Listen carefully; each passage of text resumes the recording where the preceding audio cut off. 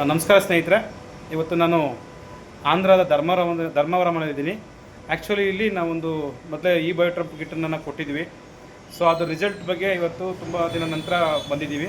ಅದು ರಿಸಲ್ಟ್ ಹೇಗಿತ್ತು ಮತ್ತು ಅದು ಮುಂಚೆ ಹೇಗಿತ್ತು ಅನ್ನೋದನ್ನು ಮೇಡಮ್ ಅವ್ರನ್ನ ಕೇಳೋಣ. ಮೇಡಮ್ ನಮಸ್ತೆ.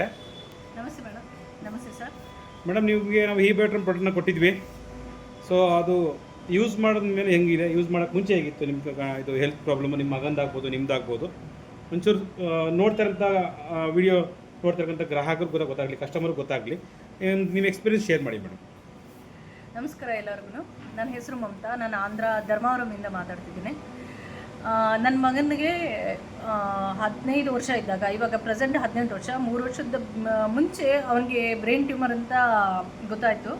ಸೊ ಅವನಿಗೆ ನಾನು ಟ್ರೀಟ್ಮೆಂಟ್ ಕೊಡಿಸೋ ಪರಿಸ್ಥಿತಿನಲ್ಲಿ ಇರಲಿಲ್ಲ, ಯಾಕಂದರೆ ನಾನೇ ಬೆಡ್ ಮೇಲಿದ್ದೆ. ನನಗೂ ಆರೋಗ್ಯ ತುಂಬ ಕೆಟ್ಟಿತ್ತು. 1 ವರ್ಷ ಫುಲ್ಲು ಗ್ಯಾಪ್ ಬಂತು. ಅವನ್ನ ಹಾಸ್ಟೆಲಿಗೆ ಕಳಿಸಿದ್ದೆ. ಹಾಗಾಗಿ ಆಫ್ಟರ್ 1 ಇಯರು ತುಂಬ ಸೀರಿಯಸ್ ಆಗಿದೆ, ನಿಮ್ಮ ಮಗನಿಗೆ ತುಂಬ ಹುಷಾರಿಲ್ಲ ಅಂತ ಹೇಳಿ ಹಾಸ್ಟೆಲಿಂದ ಕಾಲ್ ಬಂದಾಗ ಅವನ್ನ ನೋಡೋಕ್ಕೆ ಅಂತ ಹೋದಾಗ ಅವಾಗ ಎಲ್ಲ ಟೆಸ್ಟನ್ನು ಮಾಡಿಸಿದ್ವಿ. MRI ಮತ್ತು ನರ್ವ್ಸಿಗೆ ಸಂಬಂಧಪಟ್ಟಿದ್ದು ಎಲ್ಲ ಥರದ್ದು. MRIನೇ ಒಂದು 4-5 ಥರದ್ದು ಅವರು ಮಾಡಿಸಿದ್ರು. ಅವಾಗ ಗೊತ್ತಾಗಿದೆ ಏನಂದರೆ 3 ವರ್ಷದ ಮುಂಚೆ ಅವನಿಗೆ 2 ಟ್ಯೂಮರ್ ಇತ್ತು. ಆವಾಗ ಮಲ್ಟಿಪ್ಲೈ ಆಗಿ ಟೋಟಲಾಗಿ 10 ಟ್ಯೂಮರ್ಸು, ಅದು ಕೂಡ ಪ್ರೀ ಕ್ಯಾನ್ಸರ್ ಸ್ಟೇಜ್ ಹೊರಟೋಗಿತ್ತು. ಅಂದರೆ ಇನ್ನೊಂದು ಸ್ವಲ್ಪ ಮುಂಚೆ, ಅಂದರೆ ಇನ್ನು ಸ್ವಲ್ಪ ಲೇಟಾಗಿದ್ರು ನನ್ನ ಮಗ ಫುಲ್ಲು ಕೈ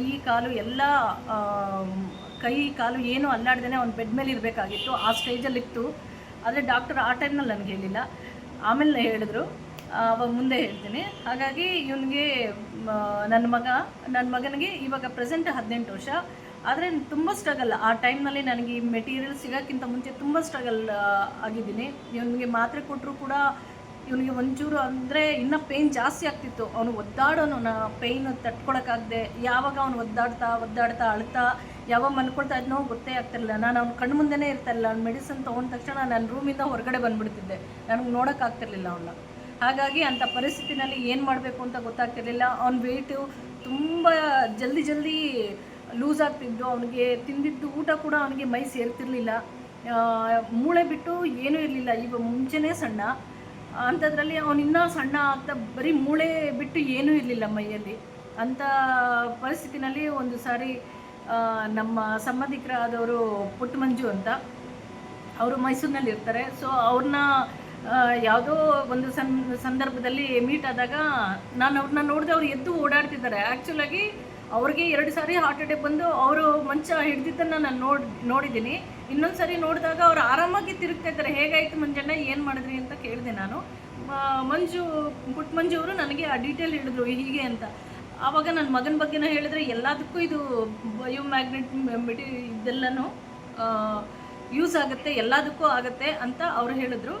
ಸೊ ನಾನು ಟ್ರೈ ಮಾಡಬೇಕು ಅಂತ ಒಂದು ದಿನನೂ ನಾನು ವೇಸ್ಟ್ ಮಾಡಲಿಲ್ಲ. ನಾನು ತಕ್ಷಣ ಪರ್ಚೇಸ್ ಮಾಡಿ ಅವನಿಗೆ ಇವಾಗ ಯೂಸ್ ಮಾಡಿ ಆಲ್ರೆಡಿ 6 ತಿಂಗಳಾಗಿದೆ. ಈ 6 ತಿಂಗಳಲ್ಲಿ ಮತ್ತೆ ನಾನು ಹಾಸ್ಪಿಟಲ್ ಕರ್ಕೊಂಡೋಗಿ, ಅಂದರೆ ನನ್ನ ಮಗನಿಗೆ ಆ್ಯಕ್ಚುಲಾಗಿ ವರ್ಷಕ್ಕೊಂದ್ಸರಿ ಕಂಪಲ್ಸರಿ ಅವನಿಗೆ ಎಲ್ಲ ಟೆಸ್ಟು ಮತ್ತೆ ಮಾಡಿಸ್ಬೇಕು. ಯಾಕಂದರೆ ಯಾವ ಸ್ಟೇಜ್ನಲ್ಲಿ ಇತ್ತು ಅಂದರೆ ಅದು ಪ್ರೀ ಕ್ಯಾನ್ಸರ್. ಅದು ಸೈಜಲ್ಲಿ ದೊಡ್ಡದಾದ್ರೂ ಅಥವಾ ಕ್ಯಾನ್ಸರ್ ತಿರುಗಿದ್ರೂ 2 ಥರನೂ ಡೇಂಜರ್ ಇತ್ತು. ಹಾಗಾಗಿ ಟೆಸ್ಟ್ಗೆ ಅಂತ ಕರ್ಕೊಂಡು ಹೋದೆ. ಎಲ್ಲ ಟೆಸ್ಟ್ ಮಾಡಿಸಿದ್ವಿ. ನನಗೆ ತುಂಬ ಖುಷಿ ಆಗೋಯಿತು. ನಿಜವಾಗ್ಲೂ ನಾನು 4-5 ದಿನ ನಾನು ನಿದ್ದೆನೇ ಮಾಡಲಿಲ್ಲ. ಯಾಕಂದರೆ ಈ ಸ್ಟೇಜ್ ಇಷ್ಟು ಜಲ್ದಿ ರಿಸಲ್ಟ್ ಬರುತ್ತೆ ಅಂತ ನಾನು ಅಂದ್ಕೊಳ್ಳಿಲ್ಲ. ಆ ಟೈಮ್ನಲ್ಲಿ ಏನಾಯಿತು ರಿಸಲ್ಟ್ ಅಂದರೆ, ಇವಾಗ 10 ಟ್ಯೂಮರ್ಸ್ ಇದ್ದಿದ್ದು ಇವಾಗ ಬರೀ 2 ಉಳಿದಿದೆ. ಅದು ಕೂಡ ತುಂಬ ಅಕ್ಕಿ ಕಾಳಷ್ಟು ಚಿಕ್ಕದಾಗಿರೋ ಟ್ಯೂಮರ್ಸು ಕತ್ತಲ್ಲಿ ಮತ್ತು ಸೊಂಟದಲ್ಲಿ ಮಾತ್ರ ಉಳಿದಿದೆ. ಇನ್ಯಾವ ಟ್ಯೂಮರ್ಸು ಇಲ್ಲ. ಅದು ಕೂಡ ಔಟ್ ಆಫ್ ಡೇಂಜರ್. ಏನಿಲ್ಲಮ್ಮ, ಸರೋಗುತ್ತೆ, ಹೋಗಮ್ಮ ಅಂತ ಡಾಕ್ಟ್ರು ತುಂಬ ಧೈರ್ಯವಾಗಿ ಹೇಳಿ ಕಳಿಸಿದ್ರು. ನನಗೆ ತುಂಬ ಖುಷಿ ಆಯಿತು. ಇನ್ನೊಂದೇನೆಂದರೆ, ಇದೇ ರಿಸಲ್ಟಲ್ಲಿ ನನ್ನ ಮಗ ಟ್ಯೂಮರ್ಸು ಪ್ರೀ ಕ್ಯಾನ್ಸರ್ ಸ್ಟೇಜಿಂದ ಹೊರಗಡೆ ಬಂದ. ಹೈಟ್ ಕೂಡ ತುಂಬ ಚೆನ್ನಾಗಿ ಬಂದ. ಮತ್ತು ಮೂಳೆ ಎಲ್ಲ ಬಿಟ್ಕೊಂಡಿತ್ತು. ಇವಾಗ ನೋಡ್ಬೋದು ನನ್ನ ಮಗ ತುಂಬ ಸಣ್ಣ ಇದ್ದಾನೆ.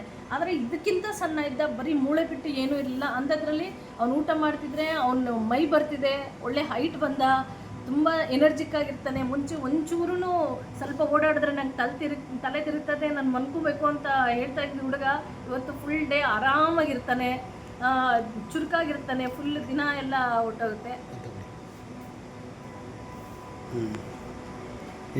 ನೀರೆಲ್ಲ ಕುಡಿತಾ ಇದ್ದೀರಾ ಮೇಡಮ್? ಇದರಲ್ಲಿ ನೀರು ಇದು ಆ್ಯಕ್ಚುಲಾಗಿ ಇದು ಗಾಜಿನ ಬಾಟಲು. ಇದ್ರ ಮೇಲೆ ಇದನ್ನ ರ್ಯಾಪ್ ಮಾಡಿದ್ದೀವಿ. ಇದು ಮ್ಯಾಗ್ನೆಟಿಕ್ ಬಯೋಮ್ಯಾಗ್ನೆಟ್ದು. ಇದನ್ನು ರ್ಯಾಪ್ ಮಾಡಿ ಈ ವಾಟರ್ನ ನಾನು ದಿನ ನಾನು ಮತ್ತು ನನ್ನ ಮಗ ಇಬ್ಬರೂ ಕುಡಿತೀವಿ. ಇದೇ ವಾಟರೇ ಕುಡಿತೀವಿ ಯಾವಾಗ್ಲೂ. ಅದಾದಮೇಲೆ ನಾನೇ ಬೆಡ್ ಮೇಲೆ ಇದ್ದೆ ಅಂತ ನಾನು ಹೇಳಿದೆ.